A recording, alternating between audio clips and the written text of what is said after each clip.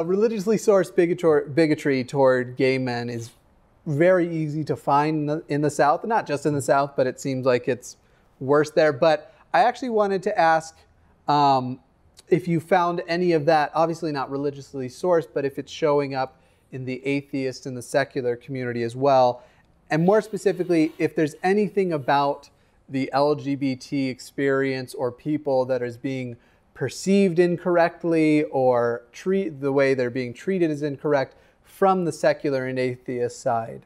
I mean, obviously the first thing I want to hear is that it's way better to be gay around atheists than gay around religious people, unless that's not the truth, but then what still could improve?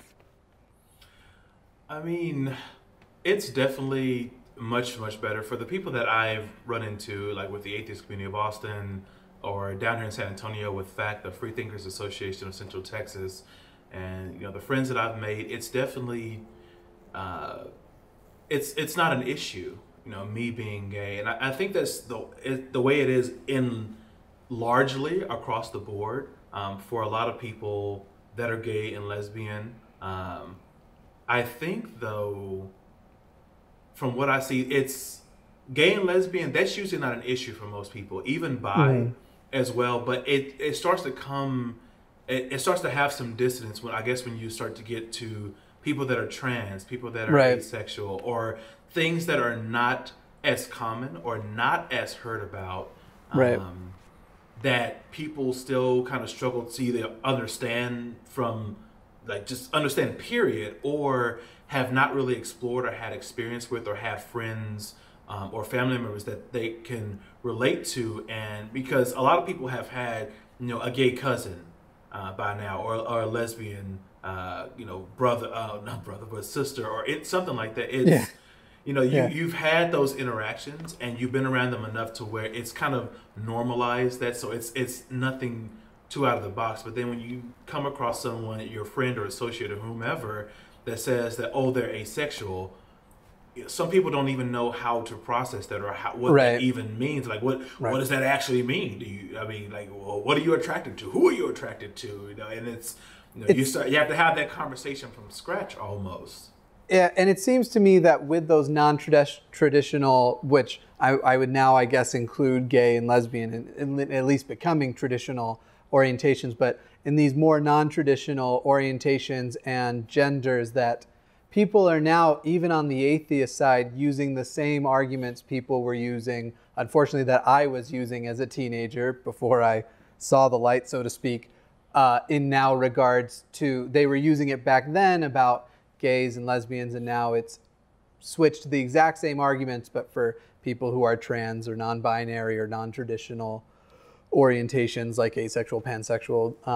I mean, for example, I'm not going to plug him, but I've just watched a Twitter fight with this particularly or somewhat popular atheist YouTuber who just starts the whole thing by saying that trans is a mental illness. And so it's just, you're not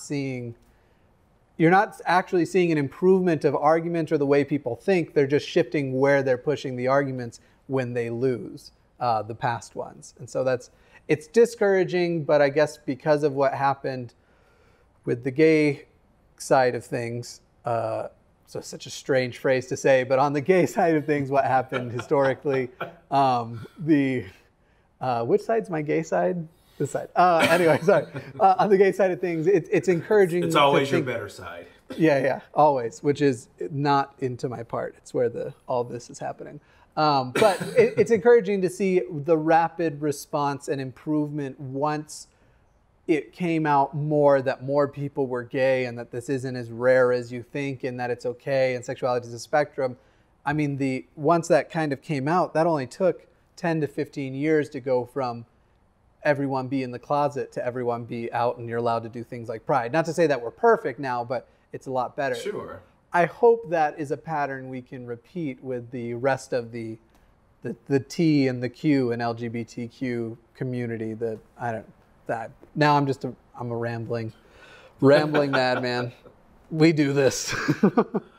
Definitely, it's definitely some more research, more data that needs to come out as we start to explore, the human species and how our gender identities work, how our sexual identities work, and it's just, there's so much to learn. There's so much there. And I'm hoping as we start making, if we can, any progression on that side as far as getting more data about how things work. We may not be able to ever, point to a specific gene here.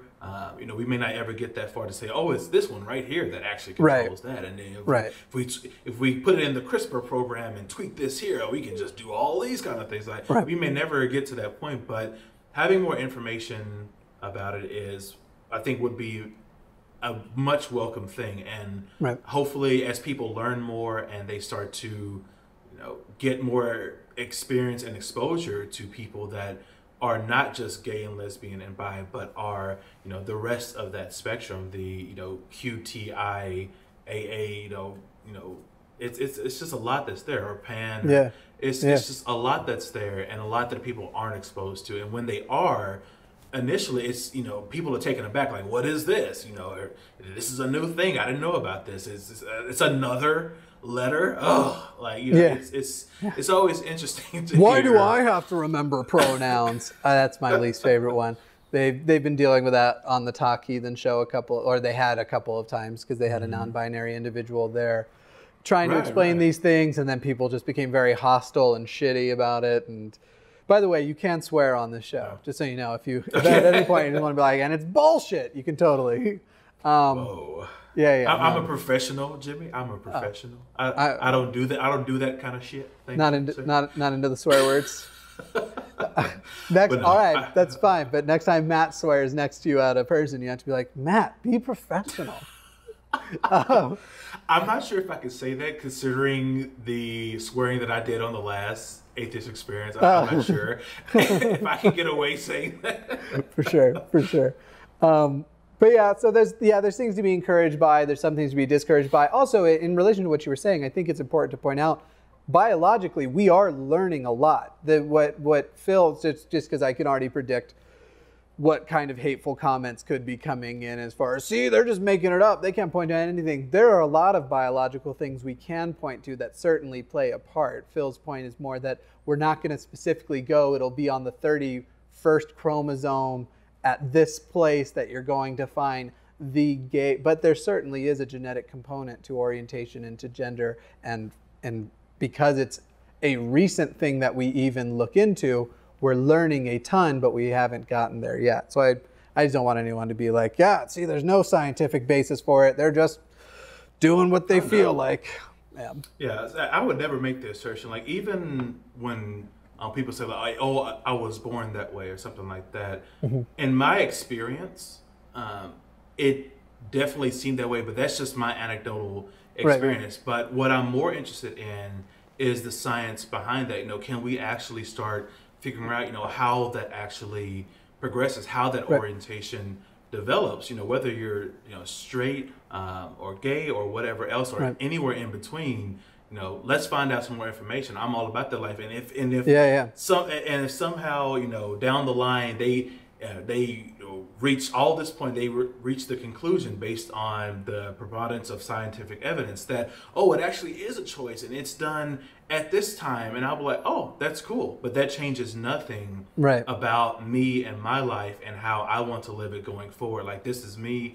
This is who I am. It's who I love, et cetera, et cetera. And so even if it got to that point where they actually found out it was a choice on some level at some point, I'll be like, that, cool story. That's awesome. We've learned more about ourselves as a species.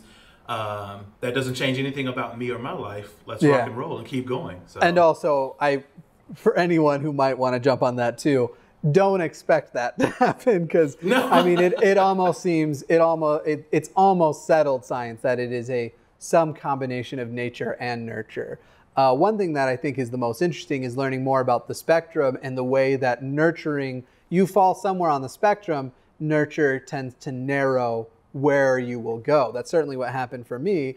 I fell somewhere much more ambiguous on the spectrum, but went just with, I'm straight and that's it, period, for the first couple decades of my life, and am now just getting into this place where I'm like, you know what, there's some boys though, and I'm not really great at relationships in general already. Like, I don't A family isn't a goal of mine. A long-term, like lifetime monogamous relationship isn't really a goal of mine.